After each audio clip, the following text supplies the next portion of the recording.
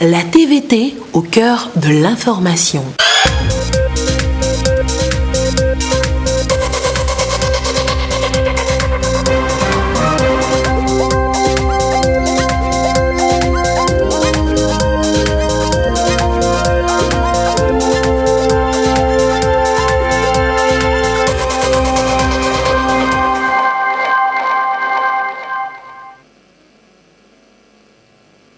Le Togo ambitionne de mettre sur le marché national et international au moins 25 000 tonnes de noix de cajou brut. L'annonce a été faite au cours d'une conférence de presse hier, conférence qui lance la campagne d'achat de la noix de cajou au Togo, à suivre dans un instant. La journée internationale du droit de la femme, c'est demain dimanche. Nous allons vous faire découvrir quelques braves femmes qui exercent des métiers dits d'hommes tout à l'heure.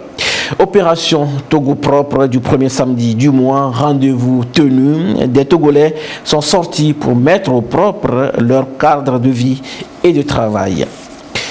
Voilà pour le sommaire. Où que vous soyez, vous êtes en direct sur la télévision togolaise. Bonsoir et bienvenue dans cette édition.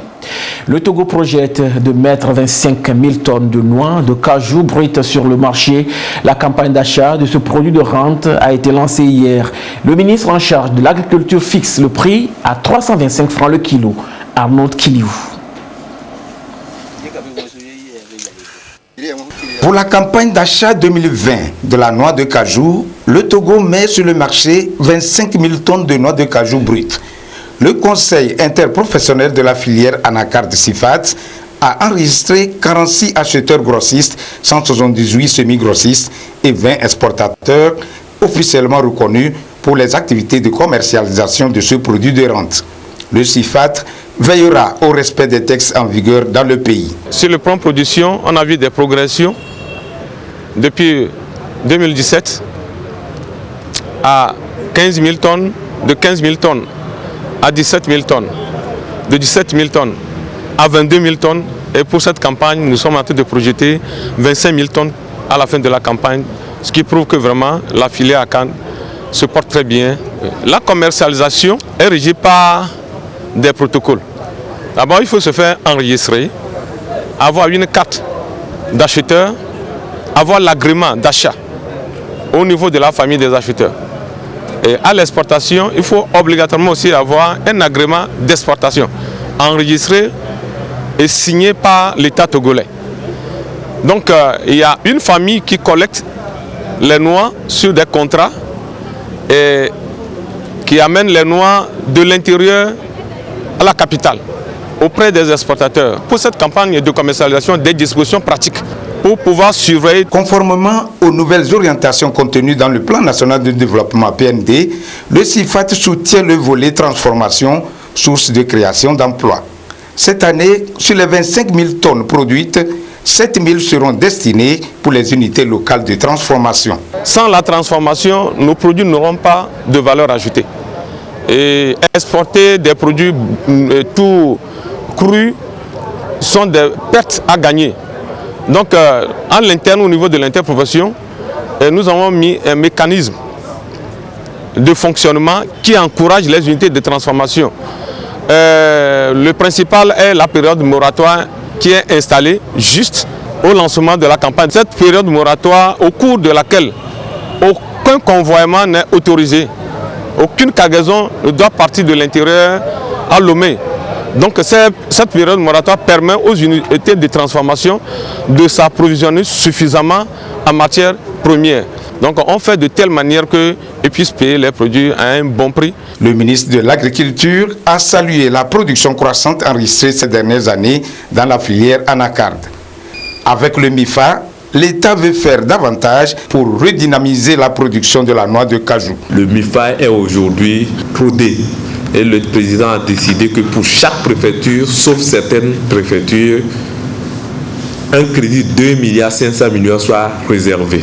Donc faites le calcul, vous voyez la masse d'argent que cela représente pour l'ensemble des préfectures. Donc il nous appartient à nous tous, acteurs professionnels, de nous orienter, de nous lancer dans ces opportunités qui nous sont offertes. Nous vous exhortons entre professionnels qui devez apprendre à vous connaître, à travailler ensemble, à davantage vous unir. Il faut vous unir pour que vous construisiez votre propre résilience en interne, pour faire face aux chocs exogènes. Le gouvernement prend toutes les mesures nécessaires pour protéger l'économie, pour protéger les marchés. La campagne d'achat et de commercialisation de la noix de cajou lancée ce 6 mars sur l'ensemble du pays. Mais un moratoire de 2 semaines est à observer par tous les acteurs. Tout contrevenant s'exposera à des sanctions prévues par les textes réglementaires. 520 primo-entrepreneurs ont été sélectionnés dans le contexte du projet d'appui à l'employabilité et à l'insertion des jeunes dans les secteurs porteurs. C'est pour le compte de la campagne agricole 2020-2021, une campagne de sensibilisation autour du projet qui a démarré à Takpamé. Elle va couvrir les localités de Soutoubois et de Kara. L'idée est d'amener ces primo-entrepreneurs à cerner les contours du projet mis en place par le gouvernement en leur faveur. Sylvain Abdou, reportage. Le projet d'appui à l'employabilité et à l'insertion des jeunes dans les secteurs porteurs Paège SP a enregistré depuis sa mise en œuvre plus de 26 000 bénéficiaires. Et pour le compte de la campagne agricole 2020-2021, le gouvernement compte permettre à bien d'autres jeunes de bénéficier de ce projet innovant dont l'objectif est de contribuer à créer les conditions d'une croissance économique plus inclusive à travers l'auto-emploi et l'insertion des jeunes. Environ 520 primo-entrepreneurs ont été donc sélectionnés, dont 210 pour les plateaux. Ce sont quelques-uns d'entre eux, notamment ceux de Lanier, Est-Mono et Ogou, qui sont ici réunis. Une rencontre intervenue après celle de Notien et d'Agou.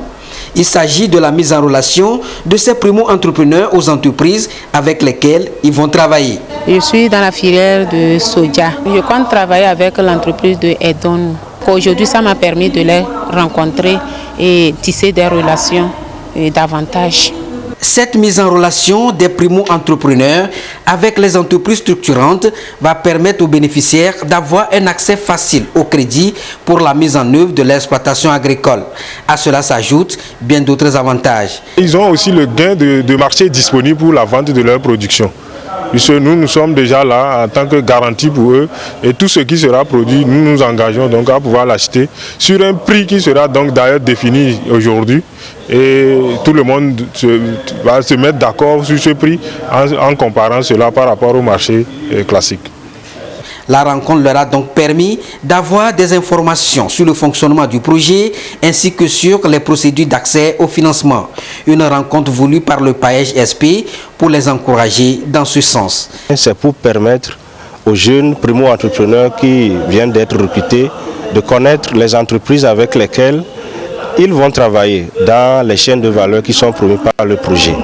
C'est de faire leur connaissance, les chaînes de valeur qui sont développées par ces entreprises-là et surtout les relations d'affaires, puisque c'est l'entrepreneuriat qui est promu par le Paège.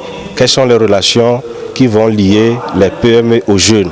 Les conditions aussi pour bénéficier des appuis techniques, des appuis financiers qui sont prévus sur le projet. Ces jeunes ont eu au cours de cette rencontre l'opportunité de savoir plus sur les appuis qui leur sont réservés. Ces échanges ont également permis au Paège SP de sensibiliser les primo-entrepreneurs sur l'approche chaîne de valeur agricole, les clusters industriels et les itinéraires techniques de production et d'élevage.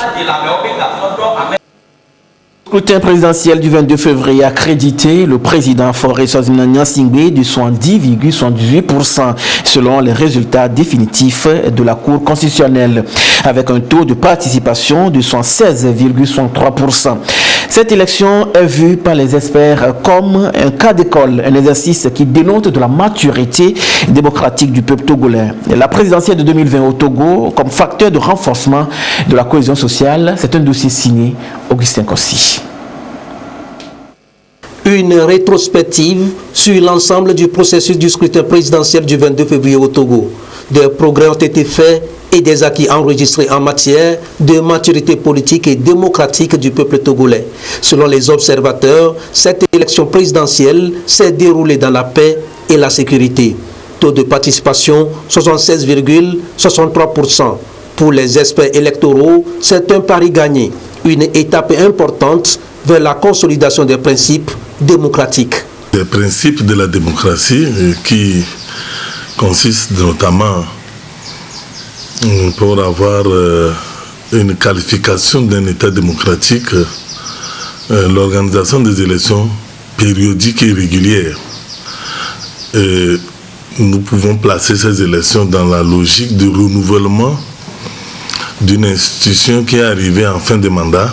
Parce que si les élections constituent un des principes démocratiques, mais également, moi je pense qu'il faut aller au-delà de l'organisation d'une élection, aller vers la gouvernance de nos sociétés. Et c'est ça qui alimente le débat.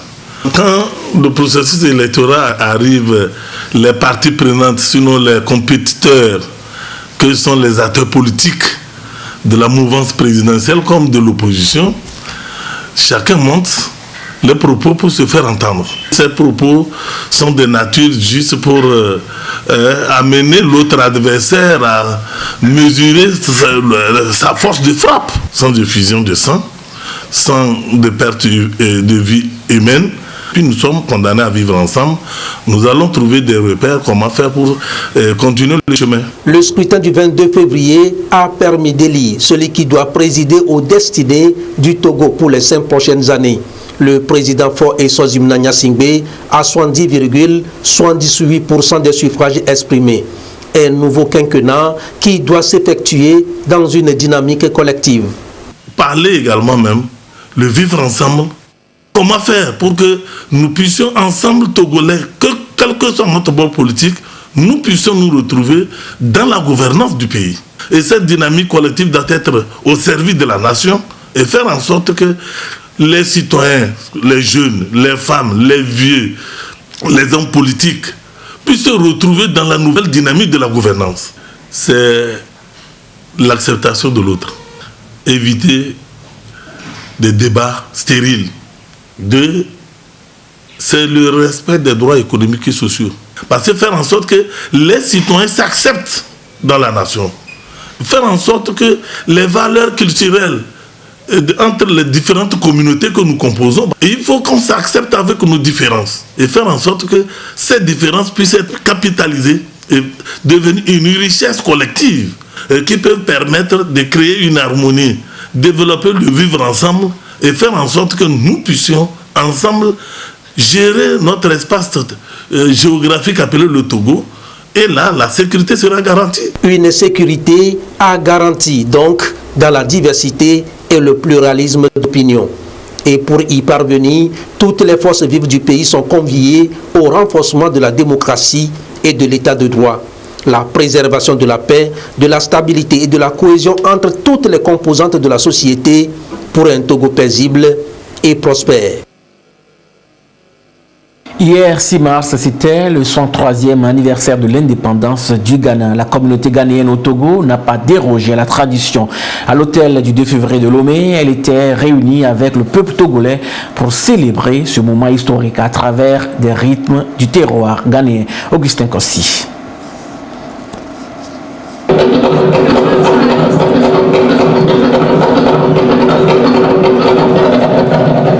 Ce rythme ghanéen ne s'exécute qu'à des moments solennels. Symbole d'unité, il est choisi ici pour célébrer le 63e anniversaire de l'indépendance du Ghana avec le peuple togolais. Ce qui exprime le bon voisinage entre Lomé et Accra, deux peuples qui sont avant tout des frères avec une relation d'amitié et de coopération séculaire. 6 March is a special day for Ghanaians because on this day 63 years ago Ghana had its... Le 6 mars est une journée spéciale pour les Ghanéens parce que le Ghana a accédé à son indépendance. Pour ce qui concerne le Ghana et le Togo, nous sommes comme des jumeaux. Nous partageons les mêmes réalités et nous vivons ensemble. Quand il y a la paix au Togo, il y a la paix au Ghana. Cela va de même dans tous les domaines. Le Ghana est le tout premier pays de l'Afrique de l'Ouest à accéder à la souveraineté internationale le 6 mars 1957. Avec le Togo, ils partagent les mêmes convergences de vues sur des questions d'intérêt communautaire et international. 2020 représente pour les deux pays une année électorale et le Togo vient de sortir de son scrutin présidentiel jugé transparent et apaisé. Le Togo se réjouit de l'aboutissement heureux de cette échéance électorale durant laquelle ses frontières terrestres étaient restées ouvertes pour que les compatriotes et les populations des pays voisins comme le Ghana puissent circuler librement. Cela démontre d'une avancée dans la coopération de qualité entre le Ghana et le Togo. Cet élan qualitatif sera maintenu constamment, renforcé, car la démocratie, pour nous, est toujours dynamique. Elle est une entreprise perpétuelle qui s'auto-s'améliore. Elle n'est jamais définitive. Le Ghana organise, après le Togo, cette année, le 7 décembre 2020, les élections présidentielles et parlementaires. Une élection dont vous aviez été témoin était une élection transparente, crédible et acceptée par tous.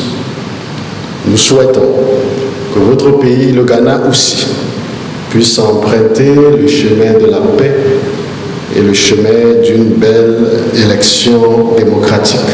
Les Ghanéens, eux, sont appelés aux urnes en décembre prochain. 4 autres pays de la sous-région ouest-africaine vont se prêter à ce devoir civique au cours de l'année. Et le Togo balise la voie à des élections apaisées dans l'espace communautaire. Le monde à l'ère du coronavirus, il fait parler de lui depuis décembre 2019. Il a fait des centaines de victimes à travers le monde et principalement en Chine où il a fait son apparition. Le Covid-19 est un virus dont les symptômes s'apparentent à ceux d'un rhume ou d'une grippe. Quelles sont les mesures de prévention de la maladie? Suivez plutôt. Il n'existe actuellement aucun vaccin contre la maladie à coronavirus Covid-19. Mais l'on peut réduire le risque de contracter l'infection en nettoyant fréquemment les mains avec un produit hydroalcoolique ou à l'eau et au savon. Autre mesure de prévention, couvrir le nez et la bouche avec un mouchoir, porter des masques chirurgicaux, utiliser le creux du coude quand vous toussez ou éternuez. Le virus se transmet par des gouttelettes respiratoires de la personne infectée lorsqu'elle tousse ou éternue. Ces gouttelettes se propagent à 1 mètre maximum. Le virus peut survivre sur des objets comme des billets de banque si les gouttelettes tombent dessus. Mais le risque est très faible. En cas de doute, évitez tout contact avec le public, s'isoler et appeler des professionnels de la santé. Les personnes infectées par le Covid-19 peuvent n'avoir que peu ou pas de symptômes puisqu'ils s'apparentent à ceux d'un rhume ou d'une grippe. Les symptômes peuvent prendre jusqu'à 14 jours pour apparaître après l'exposition au Covid-19.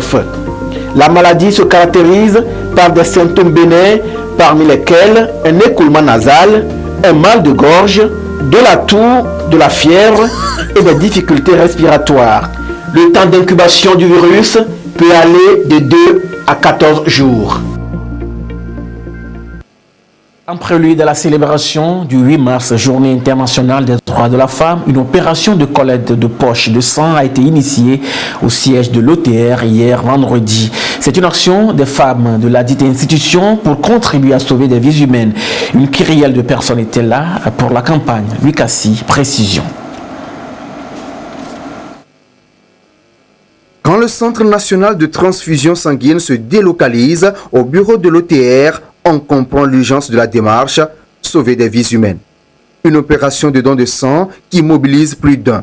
Ils viennent de toutes les couches socio-économiques pour contribuer à cet acte noble. Tout ce temps que nous sommes, une fois ou l'autre, nous avons été confrontés à la difficulté d'ajouter au stress de la maladie, celui de n'avoir pas de sang disponible alors que le malade en a besoin. Et donc, nous qui sommes en bonne santé, qui pouvons, je crois que c'est une bonne chose qu'à chaque fois qu'il est possible de le faire, nous le fassions.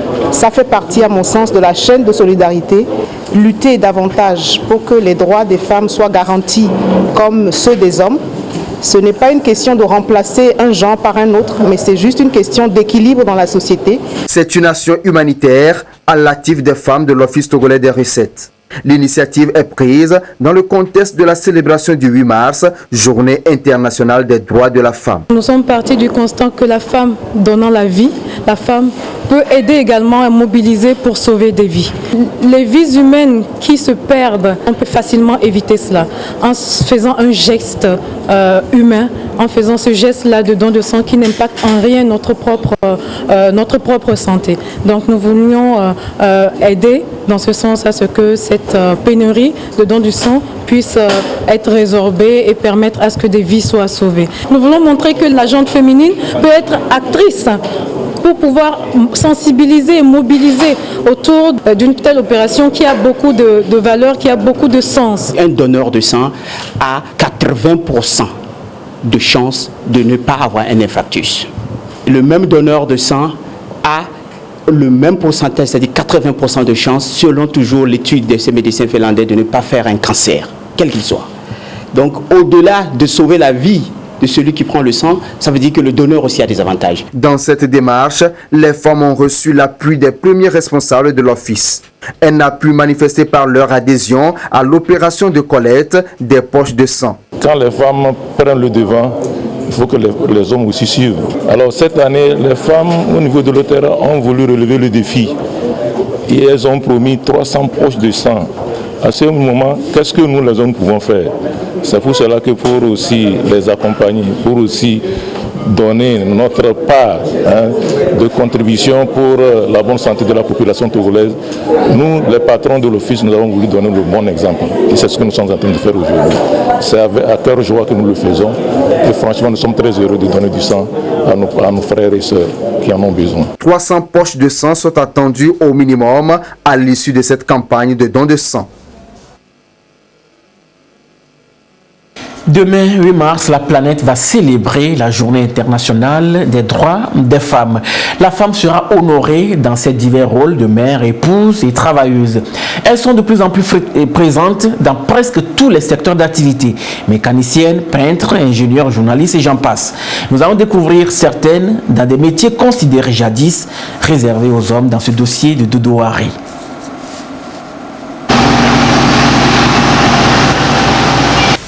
À bord de ce bulldozer, une femme de 28 ans. Des gestes sûrs, exécutés à la perfection. Bidi Mandama travaille pour le compte de l'ANASAP, Agence nationale d'assainissement et de salubrité publique. Son quotidien, exercer des tâches d'aménagement urbain. Un travail qu'elle accomplit avec beaucoup de passion. Ça fait 3 ans que j'ai commencé à conduire ces engins. Quand j'étais au village, j'avais vu les gens faisaient ça sur la route. Et ça m'a intéressé. J'ai demandé que les femmes aussi apprennent. On m'a dit oui. Et j'ai commencé à apprendre. Des va-et-vient, elle en fait presque tous les jours. Comme par exemple, curer les caniveaux ici au bord de la route à Noukopé.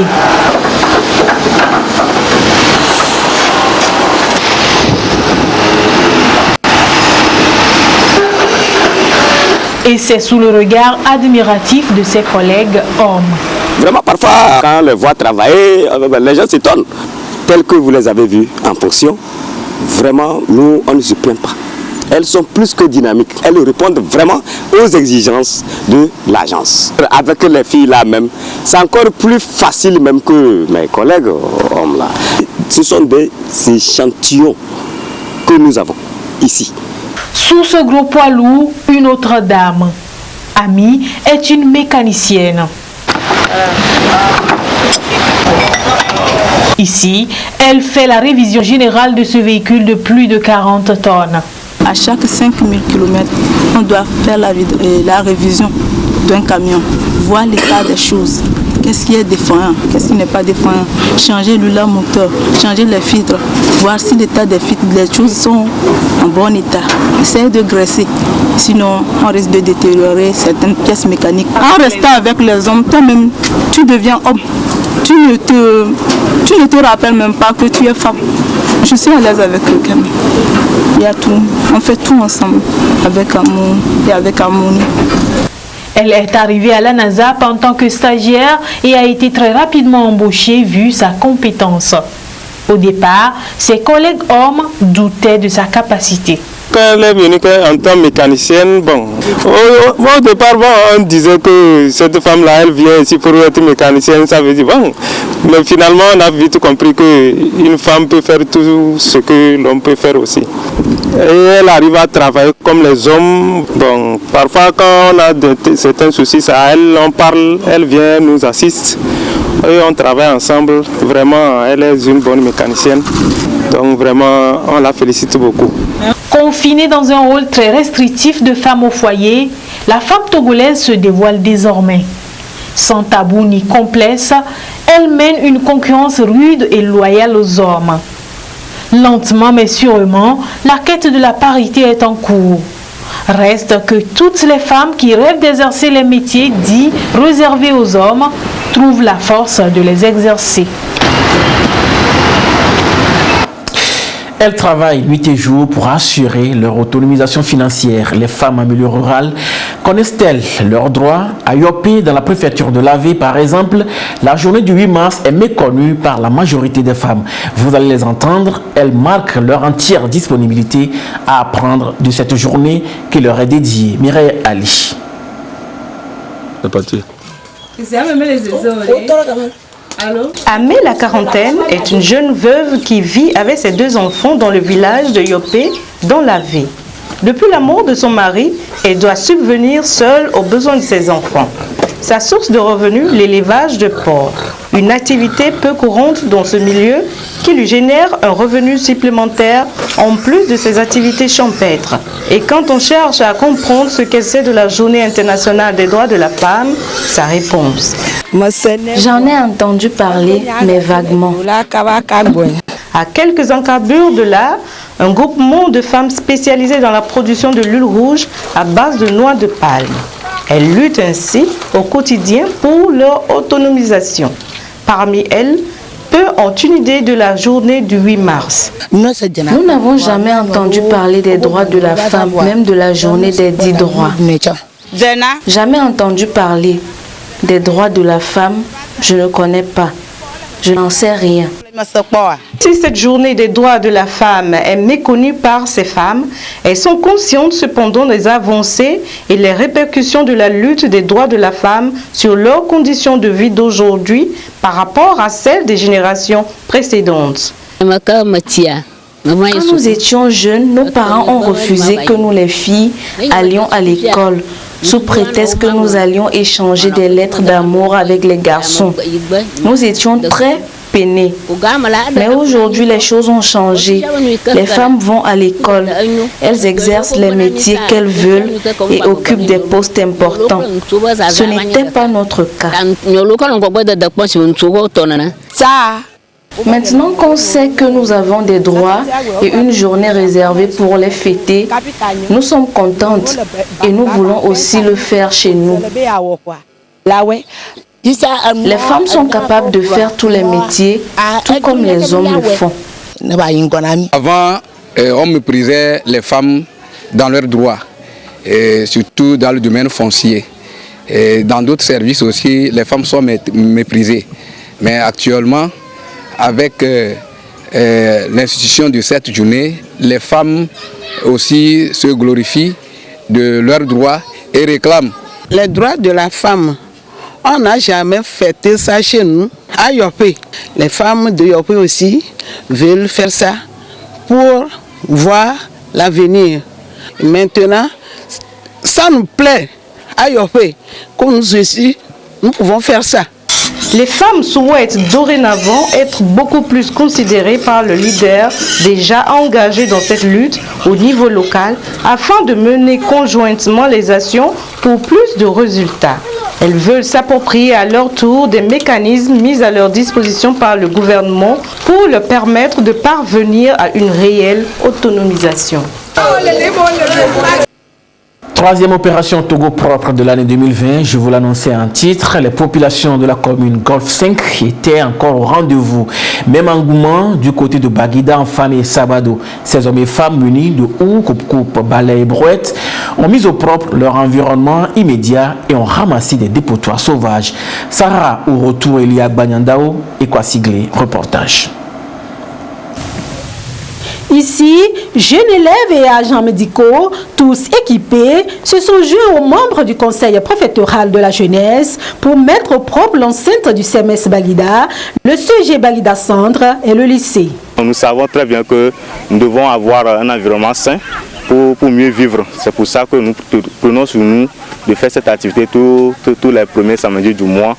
Et partant de là, inculquer à la jeunesse le bien fondé de cette activité qu'il faut faire toujours. Cette même action a été menée au CG Enfamé où les élèves munis des outils aratoires ont assaini les abords de leur établissement. L'école est notre environnement immédiat, c'est pourquoi nous sommes sortis pour rendre l'établissement et les environnements propres, pour que les élèves puissent être en bonne santé. Que ce soit à Sabado, à Didogomé ou partout ailleurs, tous étaient au rendez-vous. Tout le monde s'accorde à se maintenir en bonne santé tout en mettant au propre son environnement immédiat. Les populations d'Apra ou Gatli sont plus que déterminées à assainir leur environnement et cadre de vie. Soutenus par la mairie Golfe 5, ils ont mis au propre le long du chemin de fer de Batom-Blinkomé jusqu'au rond-point d'Onou. C'est une occasion pour nous de remercier la population qui n'a jamais cessé de nous accompagner. Et c'est également une occasion pour nous de les exhorter à sortir plus massivement les fois prochaines pour nous accompagner. Un appel est donc lancé au reste de la population à sortir massivement aux prochaines opérations Togo propres pour rendre propre et attrayante leur commune.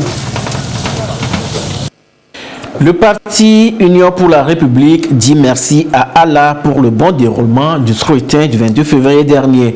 C'était au cours d'une prière musulmane dite à Saint-Cassé. Nous sommes dans la région des Savanes. Tchazimna Baga, reportage.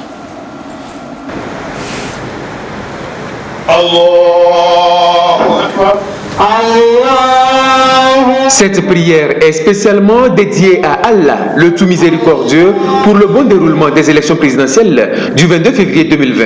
C'est l'expression de reconnaissance des cadres et militants du parti Union pour la République UNIR de la préfecture de Séquencé qui veulent ainsi dire merci à Dieu qui, dans sa grande sagesse et dans son amour infini, a fait de sorte que le processus se déroule dans un climat apaisé. Ce qui a permis aux populations de la préfecture de Séquencé d'aller librement et en toute transparence élire le candidat de leur choix. Nous avons organisé cette prière pour d'abord témoigner notre reconnaissance à Allah, parce que c'est lui qui nous a permis de vivre d'abord en bonne santé et que avant, pendant et après les élections, tout s'est bien passé dans le calme et dans la sérénité. Et dans un second temps, nous voulons aussi remercier toute la population de Saint-Cassé pour avoir massivement plébiscité notre candidat à 93%. Saint-Cassé jusqu'à demain, nous avons fait des prières, on a fait les élections en bonne santé. Tout ça, ça a bien déroulé. Et il n'y a pas de violence, il n'y a pas d'inquiétude. C'est pourquoi cette prière, ce soir-là, on a fait la prière pour que Dieu bénisse tout le Togo en santé et en bonheur. Que Dieu développe le Togo. Notre président fort, que Dieu lui garde en santé. Il est élu en tête, qu'il arrange tout le Togo. Une invocation particulière est faite pour implorer la bénédiction divine sur le président élu Fort Essozamna Nyazingbe afin que Allah l'assiste dans cette nouvelle mission pour le bien-être des populations. Il est également imploré la paix et la sécurité au Togo ainsi que la prospérité des affaires aussi bien à Séquencé que sur toute l'étendue du territoire national. fin de cette édition. Merci de nous avoir suivis. Restez avec nous sur la TVT. Gardez toujours le sourire, quoi qu'il arrive. Excellente nuit à tous.